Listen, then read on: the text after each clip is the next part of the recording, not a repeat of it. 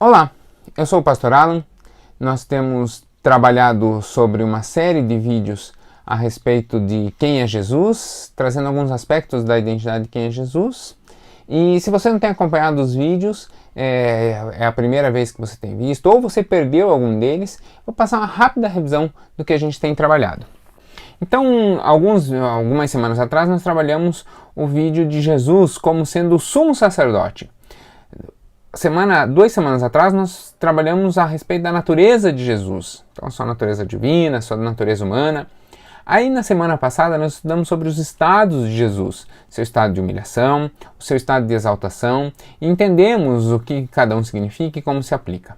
Então, se você perdeu algum desses 3 vídeos anteriores, você pode acessar aqui no canal da Igreja Batista de Bom Retiro ou aqui no Teu Legal os vídeos, porque eles estão ali à disposição. Do mesmo modo, você pode colocar aqui o seu comentário, porque eu sempre estou acompanhando. Então esse é mais um vídeo sobre Jesus. Dessa vez nós vamos ver os ofícios de Jesus. Eu sou o Pastor Alan e essa é mais uma Quinta Teológica.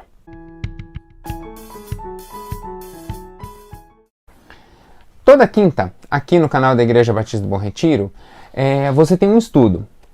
Às vezes é comigo, às vezes com algum outro pastor, às vezes meu filho Daniel rouba a cena. Mas é sempre algo que é pensado, é muito estudado e sempre preparado para que possa ser algo que aumente o seu conhecimento das Escrituras, aumente a sua comunhão com Deus, mas principalmente que seja prático para o seu dia a dia, seja algo que você possa aplicar na sua vida devocional e aplicar na sua vida diária. Então, se você tem qualquer dúvida, qualquer sugestão, você pode escrever aqui nos comentários. Eu leio todos os comentários das Quintas Teológicas e, na medida do possível, eu vou atendendo o seu pedido. Eu vim gravar o estudo de hoje e ainda bem, né, porque estávamos precisando, mas está tendo muita chuva aqui em Curitiba. Então, como eu sempre vou para os parques, para as praças, para os lugares abertos, hoje a chuva não permitiu que isso acontecesse. E aí, pensando onde vir gravar o vídeo de hoje, eu pensei, vou gravar onde eu trabalho, né, no meu local de trabalho.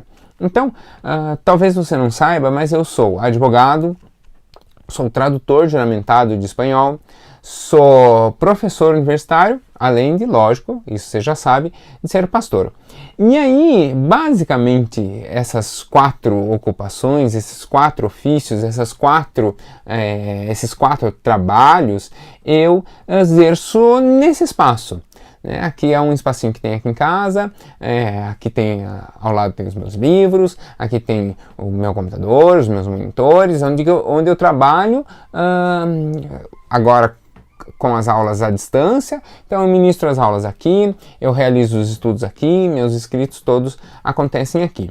E nós viemos hoje falar justamente sobre isso, sobre os ofícios de Jesus. Então, a ideia de um ofício é justamente isso. É algo que a gente se dedica, algo que a gente investe a nossa vida.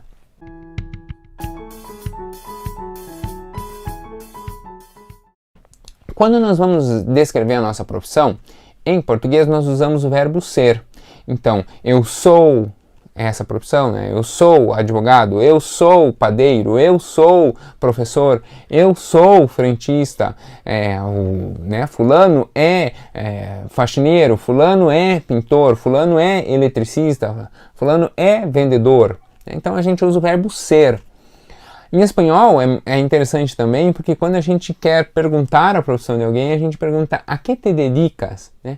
No que você se dedica? A sua dedicação é empregada no quê?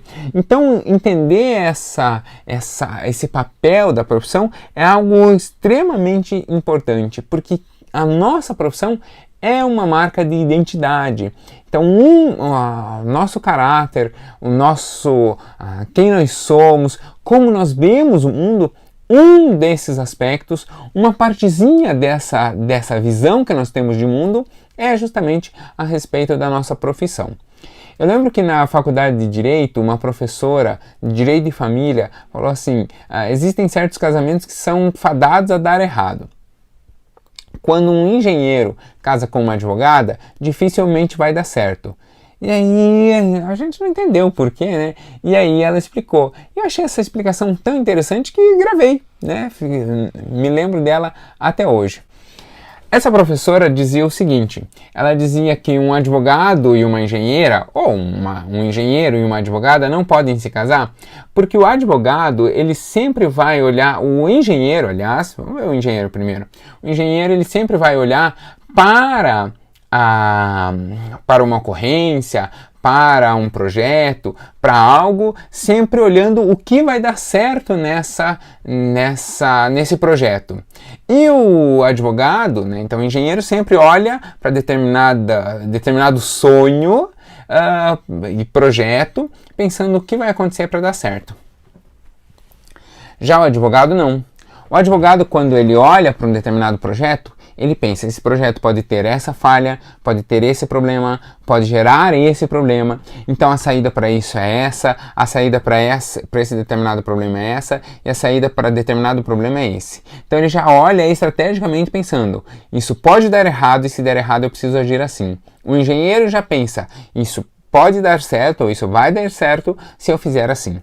Então, como são visões diferentes do mundo, essa professora brincava que era um casamento fadado ao fracasso. A gente sabe que não é só a profissão que vai determinar o sucesso, mas ela é um jeito diferente de ver o mundo. E a nossa profissão é tão importante porque, além de ser realmente algo do que a gente se dedica, né, algo que a gente investe tempo, às vezes investe muito dinheiro, às vezes investe horas de estudo, às vezes investe horas de dedicação. Você vê um atleta olímpico, por exemplo, normalmente os atletas olímpicos, o corpo deles é deformado em função do ofício que ele vai exercer. Então, se você pegar um levantador de peso, né, aqueles atletas que levantam peso, o corpo dele é gigante, né? E os braços são desproporcionais, as pernas é tudo grande, tudo enorme e tal, as mãos são calejadas. Uma menina da ginástica olímpica, então, ela é magrinha, pequena, o corpo é todo planejado para isso, mas as mãos também são machucadas, né? De segurar na barra, naqueles instrumentos. Os atletas de alto desempenho, eles têm um nível de dedicação, inclusive corporal, sacrificam muitas vezes o próprio corpo em função da sua profissão, em função do seu ofício. Mas nós também fazemos isso. Naquelas horas em que a gente deixa a nossa casa, naquelas horas em que a gente sai do nosso ambiente de conforto, naquelas horas em que a gente deixa os nossos queridos em casa, quando a gente vai para o nosso trabalho. Muitas vezes o ambiente em que nós estamos não é muito agradável. Às vezes as pessoas com quem a gente vai conviver não são muito agradáveis, né? Acontece de termos eventualmente colegas de trabalho com quem a gente não gosta de trabalhar. Mas e aí? É o seu trabalho, é ali que você trabalha. O que você vai fazer? Você vai deixar de trabalhar por causa disso? Então a gente vai aguentando, né? Vai se dedicando em função disso. Então, a gente pode, sem dúvida nenhuma, afirmar que aquela profissão, o nosso ofício, aquilo a que nós dedicamos a nossa vida é, de certo modo, e por que não, também o nosso ministério. Então, a dedicação ao ministério não é apenas um privilégio pastoral. Toda pessoa pode se dedicar, aliás, toda pessoa acaba se dedicando a alguma coisa. Todos nós nos dedicamos a alguma coisa. Alguns se dedicam a fazer o seu trabalho de qualquer modo, esperando chegar a sexta-feira para no fim de semana descansar. E a alegria deles está no quinto dia útil, quando cai o salário. Outros, não. Outros, graças a Deus, e essa compreensão protestante, especialmente com relação ao nosso ofício, olhar para a sua profissão como ministério, outros entendem justamente isso, de que o ambiente em que nós estamos inseridos, o ambiente em que nós trabalhamos e a nossa conduta nesse ambiente de trabalho é a nossa realização ministerial, é a nossa realização pessoal. Então, dentro dessa visão é que eu queria que você acompanhasse comigo o estudo a respeito das profissões de Jesus, o estudo a respeito dos ofícios de Jesus. Vamos lá? No Antigo Testamento existia basicamente 3 profissões do homem que quisesse ter a sua profissão, o seu ofício guiado por Deus. A primeira delas, lógico, era o profeta. O profeta era aquele homem que ouvia a revelação do Senhor e a declarava. Um profeta é um arauto, é alguém que declara, né? Profetizar é exatamente isso, declarar a voz do Senhor.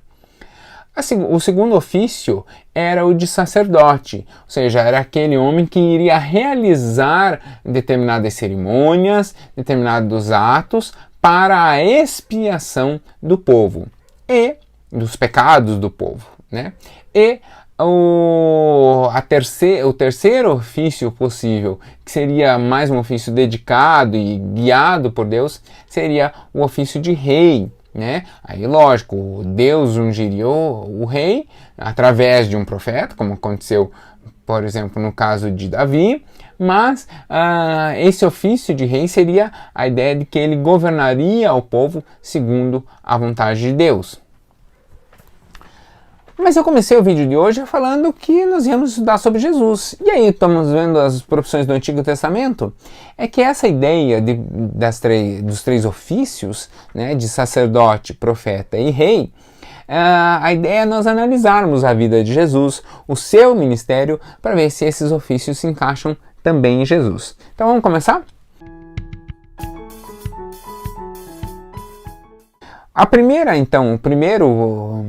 ofício de Jesus é justamente o ofício de profeta. Profeta é aquele que declara a revelação do Senhor, aquele que declara a vontade do Senhor, aquele que torna a voz inaudível de Deus em voz audível para as pessoas.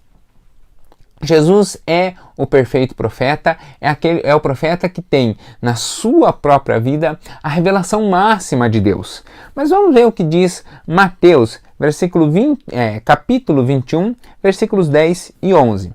Mateus, capítulo 21, versículos 10 e 11 vai dizer o seguinte: Quando Jesus entrou em Jerusalém, toda a cidade ficou agitada e perguntavam: quem é esse homem?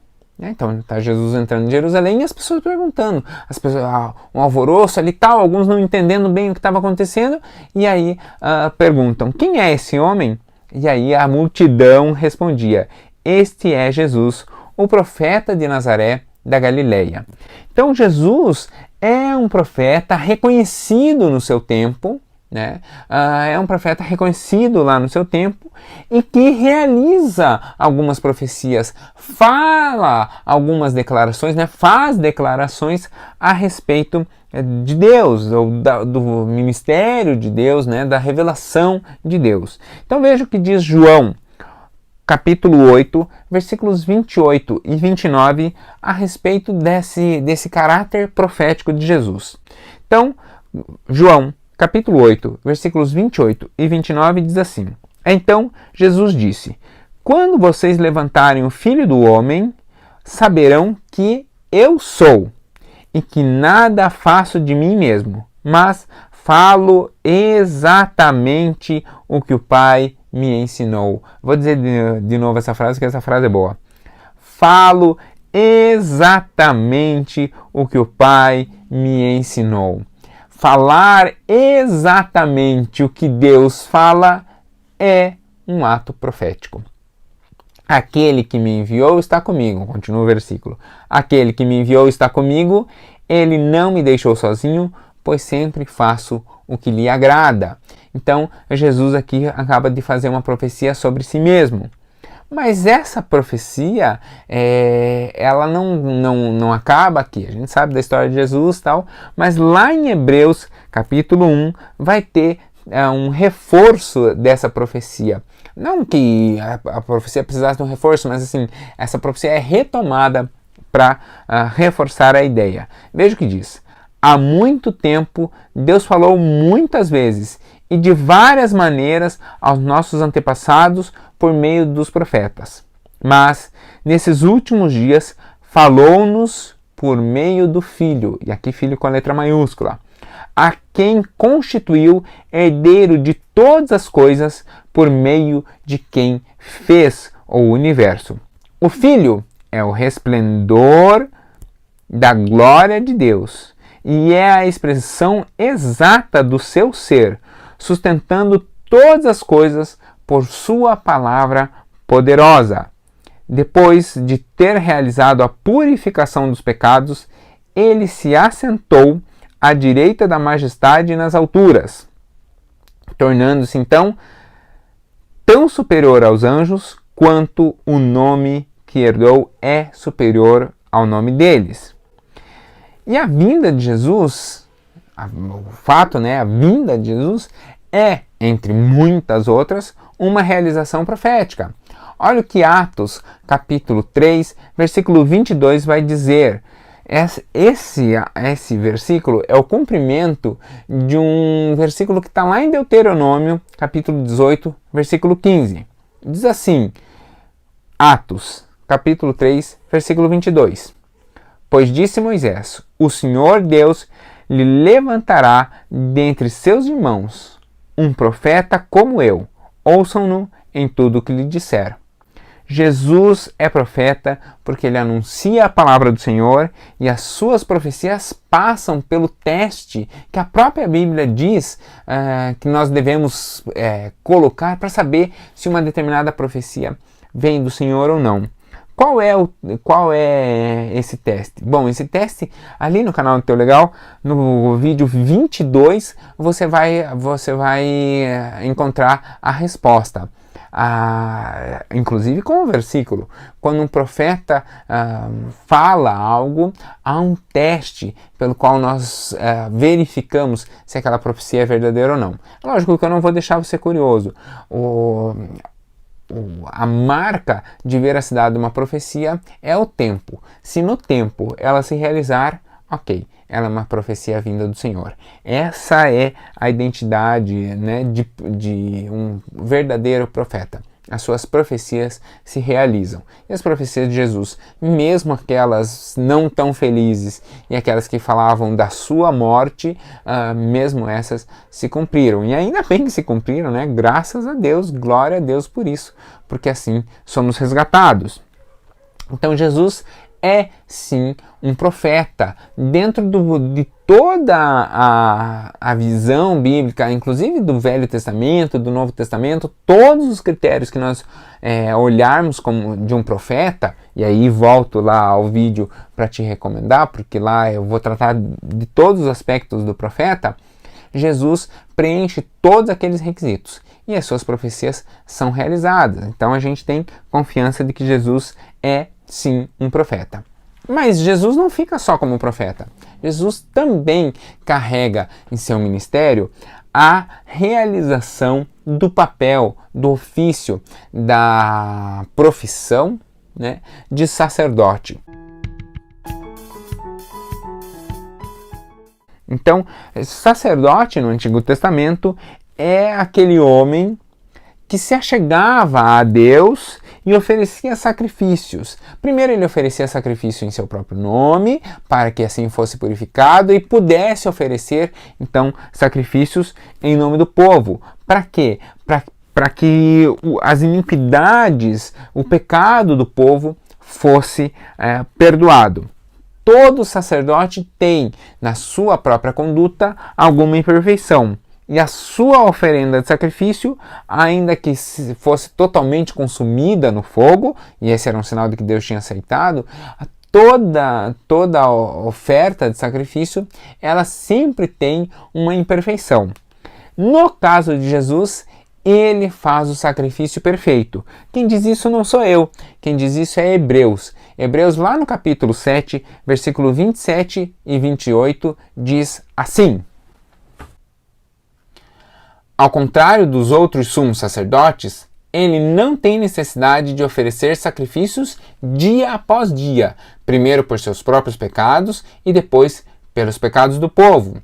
Ele fez isso de uma vez por todas, quando a si mesmo se ofereceu, pois A lei constitui sumos sacerdotes a homens que têm fraqueza, mas o juramento, que veio depois da lei, constitui o Filho perfeito para sempre.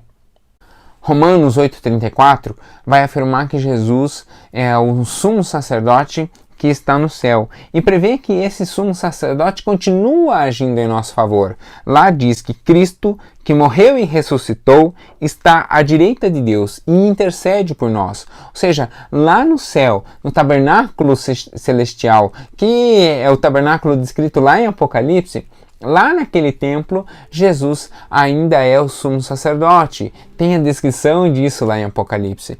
E é justamente lá que Jesus até hoje intercede por nós. É essa a razão pela qual até hoje nós oramos em nome de Jesus. Ou seja, nós oramos pelo nome de Jesus porque Ele, dos céus, nos ouve e intercede pela nossa vida. Jesus faz uma preciosa oração como sumo sacerdote. Isso está escrito lá na Bíblia e você vai conseguir ver essa oração. Eu faço uma análise completa dessa oração, vou dividindo ela, explicando ela pedaço a pedaço. E isso lá no vídeo de Jesus, o sumo sacerdote, da outra quinta teológica, você consegue ver. Lá no canal Teolegal é o vídeo número 23.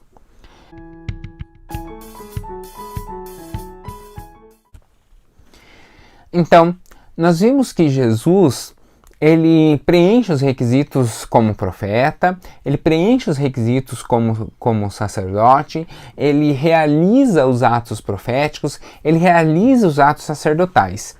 Mas o terceiro ofício de um homem cuja vida era dedicada ao Senhor é o ofício de rei. E ao analisar a vida de Jesus, nós precisamos entender quem era o rei. Então, quem seria o rei dos judeus? Bom, os profetas do Antigo Testamento já haviam profetizado que Jesus, quer dizer, que o rei viria, o rei que viria seria da raiz de Davi, seria da família de Davi. Várias profecias são nesse sentido, são vários profetas que vão falar justamente sobre isso, e entre tantos eu escolhi um que é inclusive bastante conhecido, bastante famoso, que é Isaías 9, versículos 6 e 7, que normalmente a gente lembra desse versículo quando chega a época de Natal na igreja. Isaías 9, versículos 6 e 7 diz assim: porque um menino nos nasceu, um filho nos foi dado, e o governo, sublinhei aqui na minha versão, o governo está sobre seus ombros. Ele será chamado Maravilhoso Conselheiro, Deus Poderoso, Pai Eterno, Príncipe da Paz. Ele estenderá o seu domínio, mais uma palavra interessante aqui. Ele estenderá o seu domínio e haverá paz sem fim sobre o trono de Davi e sobre seu reino, estabelecido e mantido com justiça e retidão, desde agora para todo sempre. O zelo do Senhor dos Exércitos fará isso. Mas espera aí, quando nós olhamos para essas palavras, governo, domínio, trono, reino, governo, domínio, trono, reino, são 4 palavras ligadas diretamente ao governante, ligadas diretamente ao rei, àquele que rege, que comanda, que mantém o reino. Então, Isaías, capítulo 9, versículos 6 e 7, vai mostrar 4 características que o rei deveria ter. Então, quando ele fala aqui, sem fim sobre o trono de Davi, a gente vê que é sobre o reino de Davi, sobre o local, sobre o povo que Davi governou. Mas isso não está só lá em Isaías. Como eu falei, tem várias profecias. E aí eu peguei o Salmo 2, versículos 6 e 8, para que nós víssemos. O Salmo 2 diz assim: eu mesmo estabeleci o meu reino em Sião, no meu santo monte. Proclamei o decreto do Senhor, e ele me disse: tu és meu filho, hoje eu te gerei. Pede-me, e te darei as nações como herança, e os confins da terra como tua propriedade. Então esse versículo de Salmos, eu peguei o de Isaías porque ele está falando do povo judeu, do povo de Davi. Mas esse versículo de Salmo mostra que Jesus veio para reinar sobre o povo judeu, mas também veio para reinar sobre as nações, né? E sobre toda a terra, o que diz ali, né? Te darei as nações como herança e os confins da terra como propriedade. Portanto, o reino de Jesus se estabelece, se estende por toda a terra.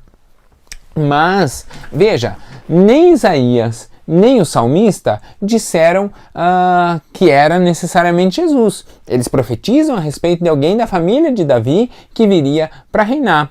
Como que a gente sabe que Jesus era parente de Davi? Bom, isso nós vamos recorrer então à Bíblia. Tem 2 evangelhos que começam exatamente com isso. O evangelho de Mateus começa com a genealogia de Jesus. E talvez na sua Bíblia tenha aqueles títulos. Essa Bíblia, a Bíblia King James, olha que bonita, a Bíblia King James atualizada. Essa Bíblia é uma Bíblia preciosa, porque essa Bíblia, quem me deu, vou até mostrar aqui a primeira página para vocês, como é a Bíblia de um pastor. Todo pastor tem a sua Bíblia do coração, que vai ter uma páginazinha como essa.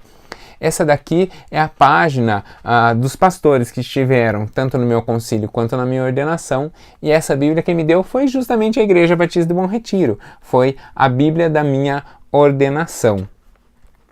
E essa Bíblia, como toda a Bíblia, essa Bíblia tem os titulozinhos, e a minha versão aqui, na versão King James, o livro de Mateus começa dizendo assim, a linhagem real de Jesus. Eu estou em Mateus 1:1. Em Mateus 1:1 até o versículo 17, ele vai estabelecendo a linhagem de Jesus até Davi e de Davi até Abraão, né? Então vai mostrando como tem toda a genealogia de Jesus. Então vai falar assim, livro da genealogia de Jesus, filho de Davi, filho de Abraão, né? Então, aí ele vai começar. Abraão gerou Isaac, Isaac Jacó, Jacó Judá e seus irmãos. Judá gerou Perez, Zer e Tamar, Perez gerou Esrom, Esrom gerou Arão, Arão gerou Aminadab, Aminadab gerou Naasson, Naasson Salmão, Salmão Boaz, Boaz Raabe, e Obed. E de Ruth, Obed gerou Jessé. Jessé gerou o rei Davi, e o rei Davi, Salomão, de Batseba, aquela que foi mulher de Urias. Salomão gerou Roboão, Roboão Abias, Abias Asa, Asa gerou Josafá, Josafá gerou Jorão, Jorão Uzias, Uzias gerou Jotão, Jotão gerou Acás, Acás gerou Ezequias, Ezequias gerou Manassés, que gerou Amon, que gerou Josias, Josias gerou Jeconias e os seus irmãos, no tempo em que foram levados cativos para a Babilônia.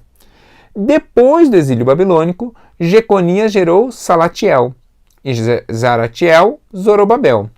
Zorobabel, Abiúde. Abiúde gerou Eliaquim. Eliaquim, Azor. Azor, Sadoc. Sadoc, Aquim. Aquim, Eliúde. Eliúde gerou Eleazar. Eleazar gerou Matã. E Matã, Jacó. Não é o Jacó bíblico lá, né? Jacó gerou José, que era marido de Maria, da qual nasceu Jesus, denominado Cristo. Portanto, das gerações, o total das gerações é esse. De Abraão até Davi, 14 gerações. E de Davi até o exílio da Babilônia, 14 gerações. E do exílio da Babilônia até Cristo, 14 gerações. Então, se você não sabe por que tem genealogia, é justamente por isso, para demonstrar inequivocamente a raiz de Davi. Demonstrar inequivocamente que Jesus vem de uma família ainda ligada ao rei Davi. E se você percebeu, ainda que tenha aqui no meio o período do exílio, nem no período do exílio a linhagem se perdeu.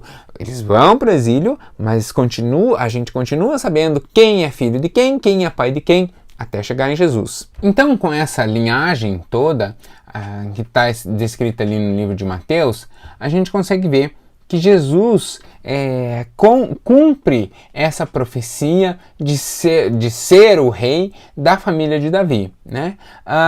Isso não é a única profecia a respeito do nascimento de Jesus, mas é uma das profecias que demonstra, com toda a linhagem ali da família, né, a ligação que Jesus tem com Davi. Então, é justamente por causa disso que aparece ali a genealogia de Mateus 1, e que Jesus muitas vezes é chamado de Jesus Bar Davi, Jesus filho de Davi, né? Bar filho, então Jesus filho de Davi, demonstrando a sua linhagem familiar, a sua linhagem real. João, capítulo 18, versículos 36 e 37, vai falar o seguinte a respeito de Jesus. Jesus disse: "O meu reino não é desse mundo. Se fosse, os meus servos lutariam para impedir que os judeus me prendessem, mas o meu reino não é daqui." "Então você é rei", respondeu Pilatos. Jesus respondeu: "Tu dizes que eu sou rei. De fato, por essa razão nasci. E para isso vim ao mundo, para testemunhar de verdade. Todos os que são da verdade me ouvem." Em Apocalipse, capítulo 11, versículo 15, diz o seguinte: "O sétimo anjo tocou a sua trombeta, e houve altas vozes no céu que diziam: O reino do mundo se tornou do nosso Senhor e do seu Cristo, e ele reinará para todo sempre." Quando a gente olha para esse estudo, quando a gente olha para os 3 ofícios de Jesus, para ele como profeta, para ele como sacerdote, para ele como rei, a gente entende que Jesus compreendeu que a vida é aquilo a que nós dedicamos o nosso esforço, aquilo que nós dedicamos a nossa força, aquilo que nós dedicamos a nossa vida. E o entendimento que nós temos é justamente esse. A nossa profissão, o nosso ofício é aquilo pelo qual nós deixamos o conforto do nosso lar, deixamos os nossos queridos e vamos conquistar, nós vamos empregar as nossas forças. Se você ainda não parou para pensar, pense que ao estar trabalhando, você está vendendo a sua força, a sua energia vital. Você está ali empregando as suas forças, dedicando talvez a fase mais produtiva da sua vida a um determinado emprego, a um determinado ofício, a uma determinada empresa. Você está ali realizando os feitos pelos quais a sua vida vai se tornar significativa. Por isso que nós nos dedicamos tanto ao nosso trabalho, por isso que a Bíblia nos incentiva a isso. A minha conversão, eu evito ao máximo falar de mim, até porque não há grandes coisas a serem contadas, mas a minha conversão vem justamente lendo um livro de economia, justamente pensando exatamente nessa questão. Então, eu li um livro de um economista alemão chamado Max Weber, um sociólogo alemão. O livro diz, o nome do livro é A Ética Protestante e o Espírito do Capitalismo. Tem ele aqui, eu sempre tenho uma cópia dele, às vezes eu empresto para alguém e não devolve, aí eu compro outro, mas eu sempre tenho uma cópia desse livro comigo, porque a cada pouco eu revisito esse livro, porque esse é o livro em que eu entendi significativamente o valor da vida e como isso pode impactar uma sociedade, quando eu me dedico no meu trabalho, quando eu olho para o meu trabalho entendendo que ali eu vou gastar a minha energia vital, ali eu vou empregar os meus esforços, que é no meu trabalho o meu ministério, que é no meu trabalho onde eu me dedico, onde eu realizo as minhas ações, onde eu firmo a minha identidade e onde eu testemunho a mudança que Cristo realiza na minha vida. através dos meus atos e das minhas práticas, é aí que a minha vida se torna significativa. Esse livro causou uma mudança no meu entendimento, na minha vida, no meu comportamento diante do mundo. E o livro ele vai falar exatamente disso, de como a sociedade analisada ali por Max Weber, como essa sociedade era impactada em função do protestantismo em que eles estavam inseridos, em que a ideia não era o lucro a qualquer custo, não era atropelar princípios morais e éticos, mas muito pelo contrário, era viver de modo ético, viver de modo respeitoso, de modo reverente a Deus e às autoridades, e assim Deus abre as portas, é assim que Deus olha para o nosso trabalho, é assim que Deus olha para o nosso ofício e nos abençoa e derrama ricas bênçãos sobre a nossa vida. Então esse livro é significativo sobre a minha vida, e quando eu olho então para os ofícios de Jesus, eu entendo exatamente isso, de que nós precisamos viver como Jesus viveu, no sentido de que nós precisamos compreender e dedicar a nossa vida e as nossas ações ao nosso trabalho, ao nosso ministério, porque assim estamos honrando as capacitações que Deus nos deu, e assim a nossa vida se torna significativa e honra a Deus através dos nossos ofícios. Por isso eu queria encerrar a Quinta Teológica de hoje orando. Vamos orar? Senhor, eu queria nesse dia especial colocar diante do Senhor a vida de cada um que nos assiste aqui e colocar especialmente as nossas profissões, os nossos ofícios, ou como diz o pessoal do espanhol, a que nós nos dedicamos. Que nós possamos nos dedicar em nosso trabalho, que nós possamos nos dedicar nos nossos ofícios, de tal modo a que a sua glória, o seu amor resplandeça através de nossa vida naquele lugar. Eu abençoo desde já o chefe de cada um que nos assiste aqui, os diretores da empresa ou os superiores de cada um que nos assiste aqui. Também abençoo cada uma das pessoas lideradas por quem nos assiste, de tal modo a que seja acima ou abaixo na hierarquia, cada um que assiste a quinta de hoje possa ser impactado de tal modo a que a sua vida no seu ofício seja relevante. Vimos hoje que Cristo dedicou sua vida ao seu ofício, a ponto de morrer na realização, no cumprimento das profecias que falavam a respeito dele. Que nós possamos ter a nossa vida significativa, de tal modo a que talvez não se lembrem do nosso nome, mas vão lembrar da marca indelével que nós deixamos ali, porque estamos ali agindo em seu nome. É o que eu te peço, desde já agradeço pela vida de cada um, em nome de Jesus. Amém. Obrigado por ter acompanhado até aqui, espero que você tenha gostado e espero honestamente de que o estudo de hoje possa mudar ou revolucionar a maneira com que você encara o seu trabalho.